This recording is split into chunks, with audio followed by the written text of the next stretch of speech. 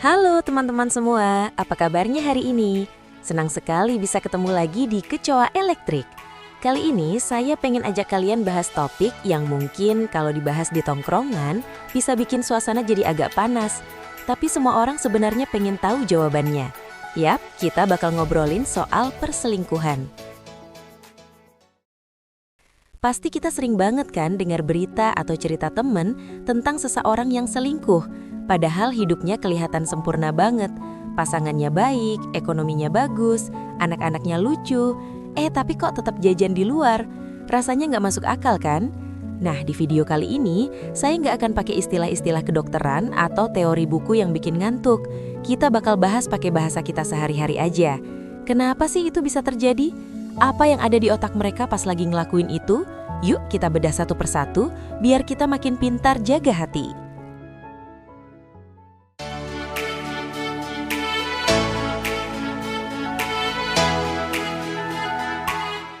Coba bayangin deh, kalian punya makanan favorit, misalnya nasi goreng. Pas pertama kali makan, rasanya enak banget, bikin nagih.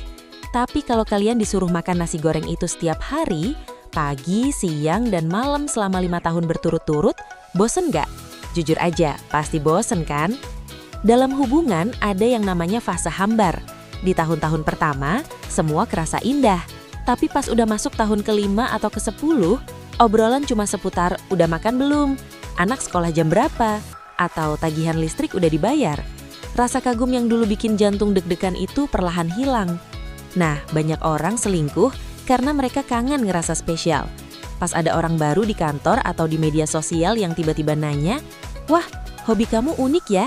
Atau, "Kamu kok pintar banget sih bahas ini?" Rasanya tuh kayak dapet siraman air di tengah padang pasir.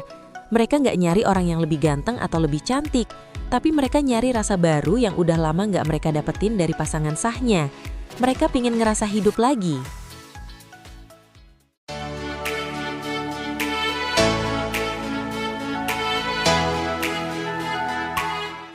Kita ngomongin soal rasa deg-degan ya.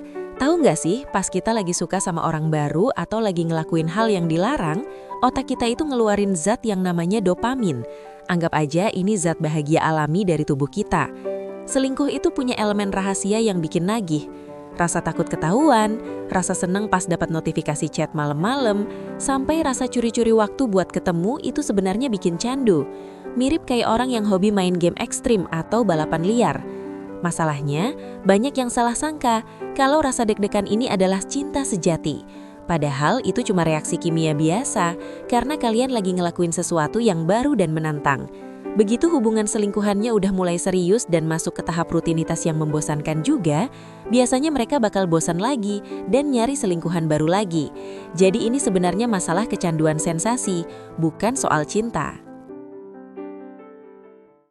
Teman-teman, sebelum kita lanjut ke poin yang lebih dalam, saya pengen kasih satu catatan penting. Di channel Kecoa Elektrik ini, tujuan kita bahas ginian adalah biar kita makin pintar dan dewasa.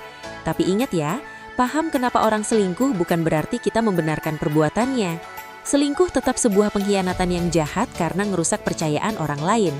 Kita belajar ini supaya kita bisa introspeksi. Hubungan aku lagi hambar gak ya? Atau aku lagi cari validasi dari luar gak ya? Dengan paham akarnya, kita bisa benerin hubungan kita sebelum piringnya pecah. Oke, kita lanjut lagi ya.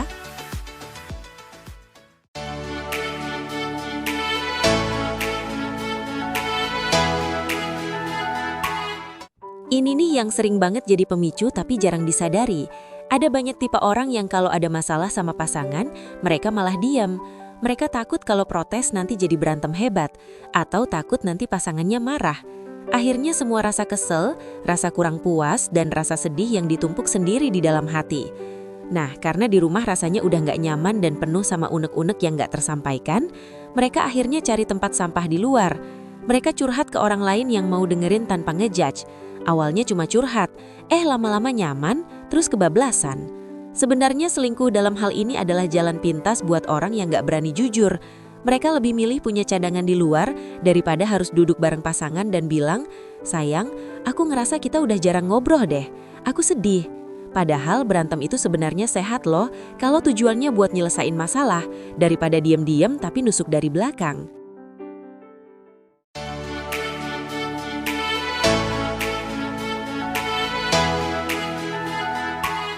Pernah nggak kalian ngerasa kalau hidup kalian tuh udah kepatok banget? Misal, setiap hari cuma jadi bapak yang kerja keras atau ibu yang ngurus anak 24 jam. Kadang, seseorang ngerasa kehilangan dirinya yang dulu yang asik, yang bebas, yang seru. Banyak orang selingkuh sebenarnya bukan pengen ninggalin pasangannya, tapi mereka pengen kabur dari hidupnya sendiri. Pas mereka sama selingkuhan, mereka nggak perlu mikirin cicilan, nggak perlu mikirin cucian, atau urusan kantor. Mereka bisa jadi sosok baru yang nggak punya beban. Jadi, sebenarnya selingkuhan itu cuma jadi cermin buat mereka ngelihat sisi diri mereka yang udah lama hilang. Mereka merasa, oh, ternyata aku masih bisa ya bikin orang ketawa. Padahal, harusnya kita bisa bawa sisi asik kita itu ke dalam pernikahan kita, bukan malah dikasih ke orang lain secara gratis. Wah, obrolan kita makin seru nih. Saya mau nanya deh sama kalian yang lagi nonton.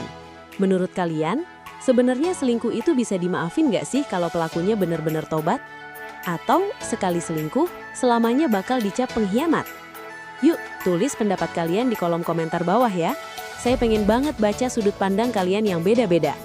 Dan buat kalian yang baru pertama kali mampir ke Kecoa Elektrik, kalau kalian suka obrolan yang daging, tapi tetap santai kayak gini, langsung aja klik tombol subscribe dan nyalain loncengnya. Kita bakal bahas banyak hal seru lainnya, biar kita makin pintar jalanin hidup. Terima kasih ya udah dengerin sampai sejauh ini. Yuk kita lanjut ke 2 poin terakhir yang paling ngena.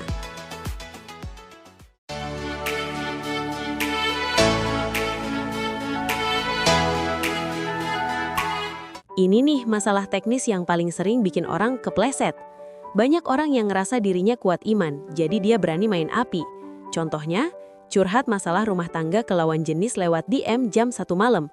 Terus alasannya, dia kan cuma teman kantor, cuma temen curhat doang kok. Selingkuh itu jarang banget kejadian yang tiba-tiba kayak jatuh dari tangga. Selingkuh itu sebenarnya proses dari langkah-langkah kecil yang salah. Dari yang awalnya cuma makan siang bareng biar sopan, terus mulai kirim-kiriman meme lucu, terus mulai curhat rahasia, sampai akhirnya ada perasaan. Kita harus punya pagar atau boundaries. Kalau kita udah punya pasangan, kita harus tahu mana yang boleh dilakukan sama teman dan mana yang cuma boleh dilakukan sama pasangan. Setia itu bukan soal nggak ada godaan, tapi soal gimana kita nutup pintu pas godaan itu datang.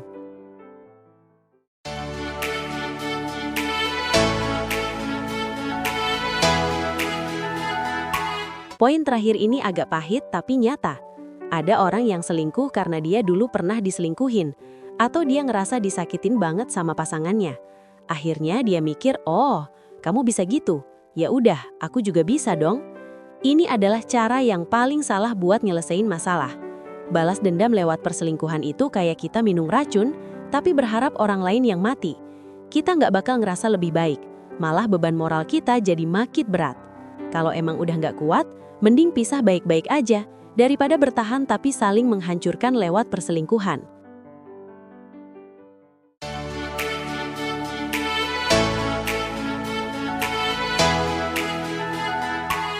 Sebagai penutup, kita belajar kalau perselingkuhan itu sebenarnya masalah yang kompleks banget. Ada soal haus perhatian, soal adiksi perasaan, sampai soal kurangnya batasan diri. Tapi intinya satu, kesetiaan itu bukan sesuatu yang terjadi secara kebetulan. Setia itu adalah keputusan yang kita ambil setiap pagi pas kita bangun tidur. Hubungan itu kayak tanaman. Kalau nggak disiram, nggak dikasih pupuk, ya bakal layu. Dan pas layu, jangan nyalahin tanamannya kalau tiba-tiba kita pengen lihat taman orang lain yang lebih segar. Mending kita urus taman kita sendiri kan? Terima kasih banyak sudah menyimak obrolan Kecoa Elektrik hari ini. Saya harap video ini bisa jadi bahan renungan buat kita semua, biar hubungan kita makin kuat dan bahagia. Tetaplah jadi orang yang jujur, setia, dan penuh kasih sayang. Saya dari Kecoa Elektrik, tetap jadi versi terbaik dirimu, jaga hatimu, dan sampai jumpa di video berikutnya. Dadah!